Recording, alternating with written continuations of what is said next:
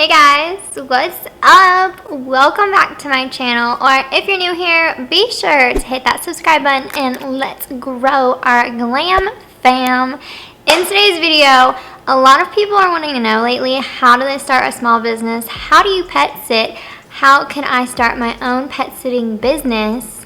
Well, here is the video that you need to watch. So I actually have a pet sitting business of my own that I started over 2020 when we were all stuck inside. And honestly, I have gotten a pretty good profit from it. It's a great side business while I'm doing YouTube and I'm doing online school. Most people want to know if they should start their own business or if they should just go ahead and sign up on Rover or any sites like that. But honestly, I would recommend starting your own business from scratch because it is way easier and more simple. Now, the first thing I did is I downloaded the Nextdoor app. So the Nextdoor app is actually an app that you basically can talk within your community. So you'll be put into like 30-ish neighborhoods around you. So it's basically like social media, but within your neighbors. So you can basically post whatever you want. If someone's gonna sell something, they post it on there and then they meet with their neighbor and they give it to them and then they buy it. Or some people just post like, help wanted, I need my pet looked after and I have nobody to help me. So that's just a great app to expand your business, to be honest. I have gotten pretty much all my clients from this app because most families use this app and they want to communicate with their neighbors, so they're not just hiring someone they don't know or someone that is just random and they picked up their card. It's way easier on this app and I would highly recommend doing that. Advertising, I would highly recommend using the Nextdoor app. It is completely free and it has helped me so much to grow my business. Now, the next thing I did was when my business got a little slow after the holidays, I went ahead and I actually made some cards. My business cards, I have them like pink and it has my name, my email, my phone number, all the ways you can contact me. And it also has the name of my business. So I just came up with a really simple name. And honestly, you can come up with any name you want. You don't even have to have a name. But I would recommend doing something that's very catchy and very easy for someone to remember. So once I got these cards, what I would do is every time I would meet with someone or I would take care of their pet, I would leave like a few cards on their counter or I would give them a few cards when I met with them before I pet sat for them, just because it gives them a card for them to keep personally to have all of your contact info, but also it gives them a few extra cards in case their neighbors are talking with them and they say they need a pet sitter. Oh, well, she already has your card and she can give her friends that need a pet sitter my card. So that's just a way of getting clients through word of mouth, honestly. That's the way you're gonna do it. That's the way you're gonna completely grow, is through word of mouth. So I'd highly recommend getting some cards that people, or something that people can save and they can give to other people. Now, most people go on the Rover app because it has insurance and all that stuff. But honestly, I know a couple pet sitting businesses that do have insurance, but most of the small ones don't. I personally don't because I'm not a big business and I don't have huge amount of clients that I need insurance for.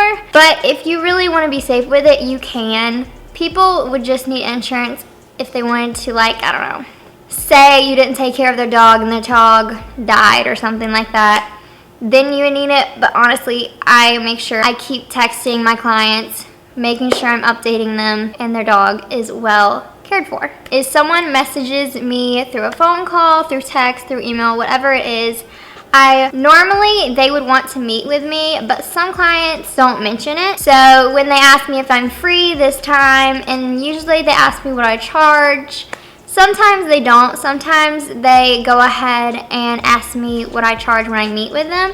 So what I do is I go ahead and set up an appointment to meet with them before I take care of their pet, just to be sure I know where everything is in the home and what I have to do, and also to meet with the pet and make sure it is fine when I'm alone in the home with it. So what I do is I usually set up a time and all of that. I go over there and I meet with the pet, make sure it is all good with me, make sure it smells me so it doesn't attack me when I go in the home alone. You know, you just never know. So you want to make sure to meet with the pet and also meet with the owner and make sure, you know, everything is all good and they know that you are a good person that is going to take care of their pet. So they usually would just show you around, show you what you're supposed to do, and if they don't, I would just ask. I made a sheet. I just made it on my computer. I usually give this to them when I meet them with a couple of my business cards. And they usually fill it out and I just take it back here. So it just has like their name, their contact info, if they want to put the vet info just in case something happens while they're out of town. And also if they have any allergies, if I have to give them medication, anything like that.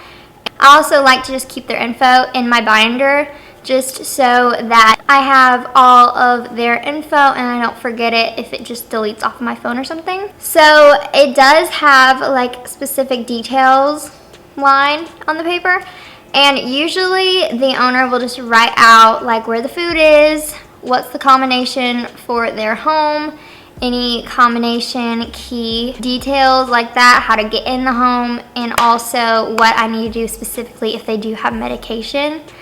And I just keep that just because sometimes I have a few pets a week and I really can't remember every single detail, so I just want to make sure that it's all on the paper. So with charging, it really depends your state and the minimum wage and all of that stuff. But normally, I would personally charge $25 for a full day, which means I come by like 2 or 3 times a day. I give them water, I take them out on a walk, I stay with them for like 30 minutes to an hour each time. So that's for like a full day of coming out and doing that. But if they want me to just stop by once a day and take the dog out and walk and feed, I'd probably just charge around $20. And if they just want me to take it out to pee once a day, I usually would just charge like $10 because you're just taking the dog to pee and it really takes like 5 seconds. So that's like what I would charge.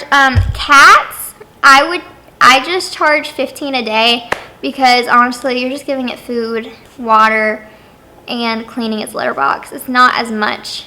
It's not as hands-on as a dog would be. Now, I haven't taken care of anything other than a cat and a dog, but I would just let you figure that out. I usually just do a little research on Google, see what the average rates are around my town, and go a little bit under. Especially if you're trying to build your clientele, I would definitely price down for the first few customers, and then maybe start working your way up a little bit when you get a bunch of clients. Now, a lot of people ask me if I do overnights. So what overnights are is I would go to their home, stay the night with the dog or a couple nights, and then come back, which you obviously can get a lot more money that way. But I personally do not like doing overnights just because I'm very weary of different things and I don't personally like staying at other people's houses. So I would just definitely tell people if you don't like doing that, if they ask, and just say that you can come check on it a couple times a day. Now, a lot of people want to know if you can do my type of dog, what type of dogs do you like to do, all of that stuff. I will do any little dogs because I'm great with little dogs. I prefer little dogs, to be honest, but I have done a couple bigger dogs. And I usually don't go over 50 pounds because I am 5'1". I will get drugged down the driveway, okay? Especially if it's very energetic, and pit bull or anything like that, I just wouldn't probably take care of it unless it was like a puppy or anything like that.